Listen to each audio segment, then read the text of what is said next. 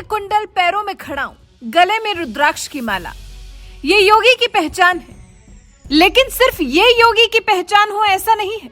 योगी वो है जो सिर्फ हिंदुत्व की बात ही नहीं करते बल्कि उसको जीते भी हैं।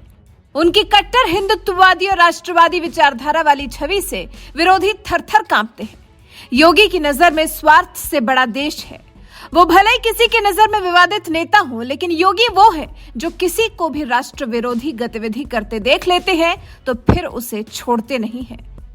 जब भी बोलते हैं विरोधियों के होश उड़ा देते हैं। वो अपने भाषणों से देश प्रेम की बात कर विरोधियों के पसीने छुटा देते हैं। योगी आदित्यनाथ आक्रामक हैं, लेकिन क्या हमेशा से ही योगी आदित्यनाथ ऐसे थे? नहीं, योगी हमेशा से ऐसे नहीं थे। वो 50 साल के हो गए हैं, लेकिन 20 साल के जब थे तब तो उन्होंने सांसद बनने के बारे में या फिर सूबे की 2-2 बार कमान संभालने के बारे में सोचा भी नहीं था। ऐसा कुछ भी उनके दिमाग में नहीं था। बस धीरे धीरे कर रास्ता बनता चला गया और योगी आज जिस मुकाम पर है ना, लोग उनमें अपने अगले प्रधानमंत्री की छवि देखते हैं। दरअसल लोगों ने तो योगी को बहुत बहुत कुछ बनाना चाहा। जैसे परिवार में आपके भी परिवार के सदस्य आपको अलग अलग कुछ कुछ बनने की प्रेरणा देते हैं, वैसे ही योगी को भी प्रेरणा मिलती थी। लेकिन वो प्रेरणा उन्हें परिवार से बचपन में कभी नहीं मिली जो जिंदगी आज वो जी रहे हैं। जो योगी आज हैं, ऐसा बनने की उन्होंने कभी भी नहीं सोची थी।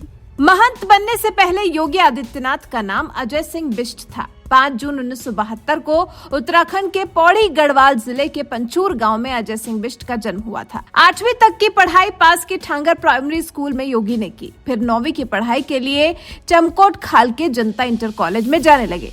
इंटर की पढ़ाई ऋषिकेश से की। भरत मंदिर इंटर कॉलेज में पढ़ाई की। 1989 में अजय ने कोटद्वार के गवर्नमेंट पीजी कॉलेज में बीएससी में एडमिशन लिया। सब्जेक्ट लिए मैथ्स, फिजिक्स और केमिस्ट्री, और पढ़ाई के साथ साथ छात्र राजनीति में भी उतर गए। और यहीं से कहानी शुरू होती है योगी के वामपंथी हो जाने की। हालांकि वो वामपंथी बने नहीं, लेकिन कोशिश जरूर की गई। योगी गाथा नाम की किताब में शांतनु गुप्ता लिखते हैं, अजय बिष्ट की बहन कौशल्या के पति और उनके भाई कोटद्वार में वामपंथी संगठन से जुड़े हुए थे। बहनोई के भाई ने कॉलेज में अजय को वामपंथी स्टूडेंट फेडरेशन ऑफ इंडिया यानी एसएफआई से जुड़ने का ऑफर दिया, लेकिन योगी ने मना कर दिया। सोचिए, अगर योगी ने उस वक्त एसएफआई ज्वाइन कर लिया होता तो आज वो हिंदुत्ववादी छवि वाले नेता नहीं बल्कि एक वामपंथी होते। लेकिन योगी ने अपने लिए दूसरा रास्ता चुना। कॉलेज में ही उन्होंने एबीवीपी ज्वाइन कर लिया था। इसमें प्रमोद रावत उर्फ टुन्ना का अहम योगदान रहा। पहले साल अजय ने एबीवीपी के लिए प्रचार किया। दूसरे साल खुद चुनाव लड़ना तय किया और सचिव पद का टिकट मांगा। संगठन ने अगले साल देने की बात की, लेकिन अगले साल भी टिकट नहीं मिला तो वो निर्दलीय लड़ गए और जीत भी गए। वहीं इस सबसे अलग योगी की मां ने कभी अपने बेटे को राजनीति में ले जाने के बारे में सोचा ही नहीं था। वो तो चाहती थी कि उनका बेटा अजय भी अपने पिता की तरह सरकारी नौकरी करे। इसलिए शुरू से ही अजय की पढ़ाई में किसी तरह की कभी कोई कमी नहीं रखी गई। अजय के पिता आनंद बिष्ट कहते थे, अजय ने जब गोरखपुर में संन्यास ले लिया था तब भी हम और सावित्री जाकर उसे वापस लाना चाहते थे। सावित्री तो अपने बेटे को भगवा में देखकर रो पड़ी थी। लेकिन न योगी को सरकारी नौकरी करनी थी और न ही वामपंथी बनना था, बल्कि उन्हें तो बनना था उत्तर प्रदेश का मुख्यमंत्री। हालांकि योगी ने इसके लिए कड़ी मेहनत की है। इसकी कहानी कुछ ऐसी है कि साल 1993 में अजय गोरखपुर में गोरखनाथ मंदिर में आए थे। महंत अवैधनाथ से मिले थे और अवैधनाथ ने उनको जन्मजात योगी कहा था। फिर मई महीने में अजय महंत अवैधनाथ से फिर मिले। 1 हफ्ते तक गोरखपुर में रहे थे। जब लौट रहे थे तब महंत ने कहा था कि पूर्णकालिक शिष्य के रूप में गोरखधाम मंदिर में शामिल हो जाइए। जुलाई 1993 में महंत बीमार हो गए तो उन्होंने अजय पर दबाव बनाया। महंत अवैधनाथ ने कहा था, मेरी तबीयत ठीक नहीं रहती, मुझे एक योग्य शिष्य चाहिए जिसे मैं अपना उत्तराधिकारी घोषित करूं।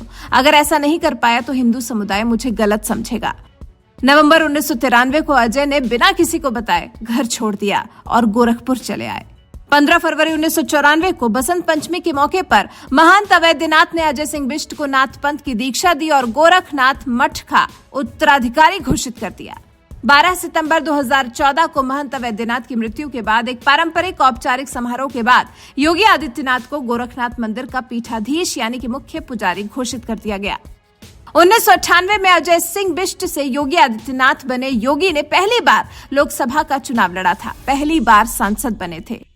1999 में फिर चुनाव हुआ तो फिर विजयी हुए। 2002 में योगी आदित्यनाथ ने हिंदू युवा वाहिनी संगठन बनाया, हिंदू रक्षा के नाम पर इस संगठन का विस्तार किया। साल 2004 में तीसरी बार, 2009 में चौथी बार और साल 2014 में पांचवी बार गोरखपुर सीट से सांसद चुने गए थे योगी।